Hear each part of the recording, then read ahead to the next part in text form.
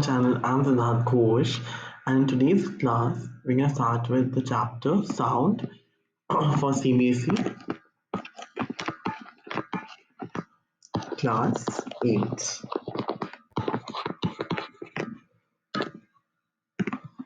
Sound, right? तो हम लोग स्टार्ट करेंगे. तो साउंड हमें सबको पता है कि इट्स लाइक जब हम लोग गाना सुनते हैं, है ना, हमारे ईयर्स सुन लेते हैं, राइट?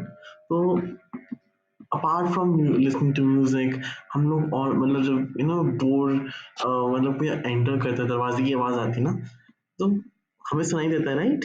तो साउंड क्या है? Plays an important role in daily life.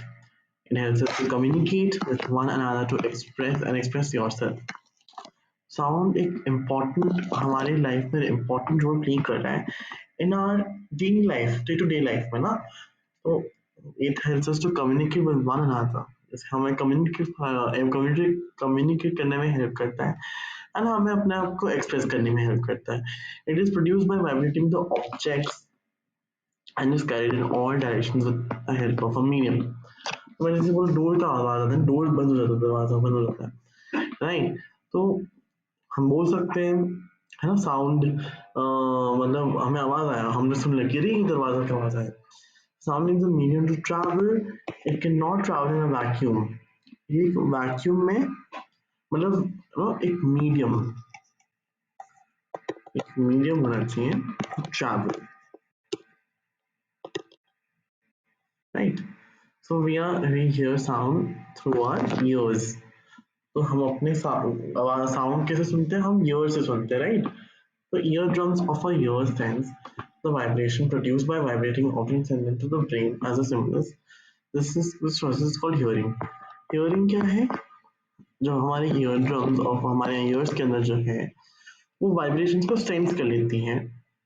अगर मानो डोर का आवाज आया ना, तो हमारे सेंस हो गया, अरे आवाज आया, तो हमारे ईयर ड्रम से सुना कि आवाज एकदम आया डोर बंद होने का, राइट? अब वो वाइब्रेटिंग ऑब्जेक्ट ना कहाँ जाएगा? ब्रेन के पास एज द स्टिमुलस, और इसी चीज को हम बोलेंगे हियरिंग, राइट? तो जो सेंस कर लेते हैं ना, सेंस हमारे अंदर सुन लेता है, फिर ब्रेन के पास अरे डोर का आवाज, ठीक है? तो this is called hearing. Frequency क्या होती है? नंबर ऑफ ऑसिलेशंस और वाइब्रेशंस पर second. It is called frequency of oscillation. Oscillations or vibrations per second. Noise pollution. The presence of excessive or unwanted sound in the atmosphere is called noise pollution. Noise pollution क्या है? मतलब हमें ज्यादा जैसे loud speaker में जोर से गाने बज रहे, बहुत जोर से बज रहे हैं ना, which is irritating, right? Unwanted sound, है ना, अनवांटेड साउंड, वो होगा हमारा noise pollution. Major causes of noise pollution are sound of vehicles, explosions, including the bursting of crackers, machines, loudspeakers. जैसे मैंने आपको लाउडस्पीकर का एग्जांपल दिया. व्हीकल एक्सप्लोजन, हॉर्न्स, व्हीकल जब हम लोग ट्रैफिक होता है, हॉर्न्स होता है, राइट? हॉर्न्स बजते हैं, राइट? तो वो एक कॉज हो सकता है. बर्स्टिंग ऑफ क्रैकर्स, क्रैकर्स हम बर्स्ट कर दिवाली में, अभी जब अभी दिवाली आया था, तो bursting of crackers, right? Machines की भी आवाज आती है. Presence of excessive noise in the surroundings may cause many health-related problems. For example, lack of sleep, hypertension, and anxiety. तो अगर ये excessive noise बजता है ना in the surroundings, it can may cause health-related problems, right? तो जैसे हमारा lack of sleep हो गया, hypertension, एकदम बहुत ज्यादा हाइपर टेंस्ड है, एंजाइटी हो रही है, राइट? तो plantation on the roadside and identifies the best source of reduce noise pollution. तो plantation जो है it's on the road side में, और कहीं भी हो सकता है, it's the best source to reduce the noise pollution. The loudness is expressed in unit called decibel. Decibel बोलते हैं, ये भी एक ऐसा यूनिट है, ऐसा यूनिट गाइस याद रखो. जैसे हमें क्या बोलते हैं ना, सब यूनिट्स होती हैं, kilometre, centimetre, just an example I am saying. तो लाउडनेस जो है वो डेसिबल में सुनाई देता है, and it is like this छोटा d और बड़ा b decibels in it depends on the amplitude of the sound.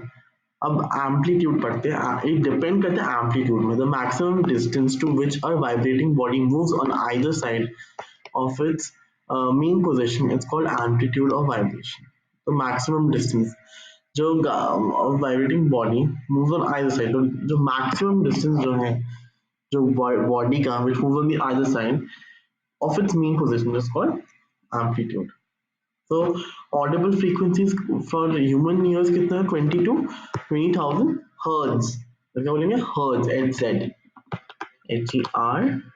HERZ. Eardrum, a thin membrane which is stretched slightly to receive the waves of sound at the end of a canal. Right?